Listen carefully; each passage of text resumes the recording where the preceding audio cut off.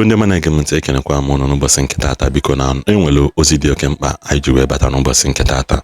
Few months ago, Tonto Dikeh came out and also admitted that Nonyego ndụ ya back to God and also giving praises to Reverend Pastor Jerry Eze for for guiding her through her difficult time and also ensuring that she gave her life back to God.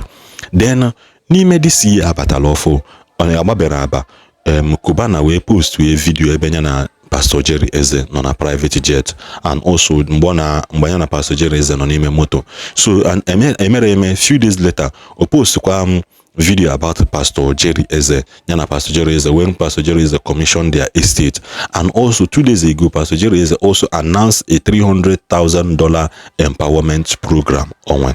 So mana when the things biana occur in that scenario, a lot of people were saying na Pastor Jerry Eze or is it for the rich corner agagulo mbobo na and the big man and the big man, also some the rich people corner togatade kono nwere ihe ọzọ Obi Cubana na ndị otu ya na aga agwa ha behind the scene. So mana mgbe the thing bịa generate be so many reactions, people wey bịa oloba ndị ụka nọ wee na-asị na ha kwesịrị ịdị na-eme. Some people wee na-asịkwa nnọọ for evangelism for the rich. Mana before I dive into the topic I ji na n'ụbọchị nke taa, biko ọ bụ na subscribe na our channel ka bado subscribe, and also don't forget to share this video and please like our video. Ọ bụ na ị mana ịma mmenwu those things, please stop reporting our video. It will not do you any good by reporting the video that you don't like. Everything I post here has somebody now watch and somebody it resonates to. So if you cannot do those things for us, still stop reporting our video. Can we dive on into further there, comparing some of the things in the Maduku and also an advice to the people regarding Tonto Dikeh, Obi Cubana, and Pastor Jerry Eze. I get nanti kunono ihoku. Also, Pastor Jerry Eze and the gospel for the rich, from Tonto Dikeh to Obi Cubana, who is really evangelizing the rich in Nigeria. During one of my theories defense in missionaries, I wrote on the topic liberation of the poor, our mission today in Igbo land, Nigeria. During the preview season, my moderator asked me a question that annoyed me deeply at the time. He said, "What about the rich? Why is your mission centered only on the poor? How will you help the rich in their spiritual growth? Or do we remember rich people only when we need money to help the poor?" And it's a very deep question for him. Like I said, this video to the end. Please watch and come back later. So, like I said, subscribe, click on your notification bell. With the notification bell when I post to video also. Always say I argue with him endlessly. I defended my position with theory, scripture and passion. Since my ordination, I have worked almost exclusively with the poor. I have ate with them, I cry with them, pray with them, and struggle with them. But when it comes to financial aid, suddenly my pastoral GPS redirects me to the rich. That uncomfortable realization humbled me. The gospel is not only for the poor financially. It is also for the rich who are often spiritually poor, imprisoned by wealth, power, pride, and self-sufficiency. If the church ignores them, we risk turning evangelization into one-way charity project rather than a universal call for conviction. Especially in Africa, we often fall into the habit of seeing the poor as automatically godly and the rich as inherited evil or greed. But holiness is not measured by poverty, and sin is not created by the wealthy. Both poverty and riches are human condition that can either draw a person close to God or pull them away from him. This is why I sincerely congratulate the ministry of Pastor Jerry Eze. He has intentionally extended his ministry to the rich. That is beautiful. A few months ago, it was the popular Tonto Dikeh who openly encountered God. Now it was our billionaire brother Obi Cubana. Those moments reminds us that wealth does not cancel the need for God. He also went further to explain, of course, let me be honest and a bit funny. It often takes a rich man of God to convert a rich man. Poor clergy like me will naturally convert poor sinners.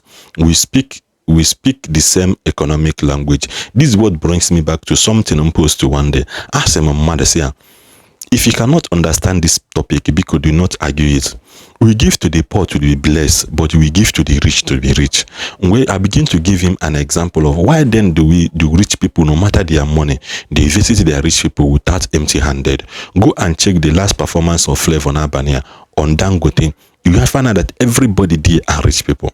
If Flavor is not doing well in his own category as a musician, he has no business performing in the few selected few for Dangote few days ago. And I also want to tell all these politicians that you see visit each other, none of them approach them empty-handed. Something must exchange hand. The rich gets richer. That is why people say the rich gets richer, the poor gets poorer. But you have to also develop your mind to understand this simple theology. You understand what I'm saying? So he ended up by saying, but the kingdom of God must be preached without class discrimination. The poor needs dignity, justice, and deliberate. The rich needs detachment, humility, and salvation. Both need Christ, both need conversion. I must also confess, sometimes personally, sometimes I pity our sponsors and benefactors. Our mission here in Haiti survives largely because of their monetary aid. Yes, I realize that I have not paid much attention to their spiritual lives. I know that many of them no longer go to church, yet my focus has often been to visit, collect envelope, and zoom off. That realization called me to repentance. Their money supports the ministry, but their soul matters just as much. Going forward, I must make time not only to receive their generosity, but to share the word of God with them, to listen and pray, and to walk with them spiritually. Salvation is not reserved for those who receive charity. It is also for those who give it. Bravo to Pastor Jerry Eze for reminding us that the mission of the church is not only redirected to the wealth and to the poor, but also to the distributed grace also to the rich. The gospel must be rich enough to reach the rich and humble enough to remain with the poor. That is what also I am saying in this video.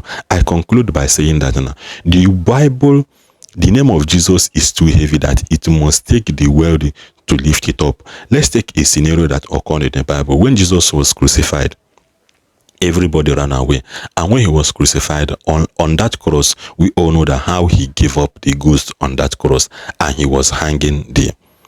It takes a rich man, Joseph of the Arimathea, who is a person and a good friend to Pilate. He took him despite the anointing of the disciples, despite their courage, despite their gogochigo, their speaking in tongues, their healing the sick. He took Joseph of Arimathea, a good friend of Jesus and also a good friend of Pilate. If you remember Joseph of Arimathea, he was the rich man that came to Jesus by night. So he went to Pilate and said, Pilate, release the body of Jesus Christ to me. That was what happened. That was why Jesus' body was brought down from the cross, because of the rich man of Guinea, Joseph the Rhyme. If not, Jesus' body would have hung on that cross and decayed there. It is a very big lesson for us to also learn that it takes the rich to preach that message that we get across to the poor. And it takes the humility for the poor to also stay with God even when he gets what he is looking for, because he said that he is going to bless everybody. You understand? So when he blesses the poor, he takes the poor to also look up to that rich to say, this guy, despite their money, they still remembers God. So even him that he became rich, it will take humility to keep him there. So thank you all for watching, and don't forget to share this video. See you guys next time.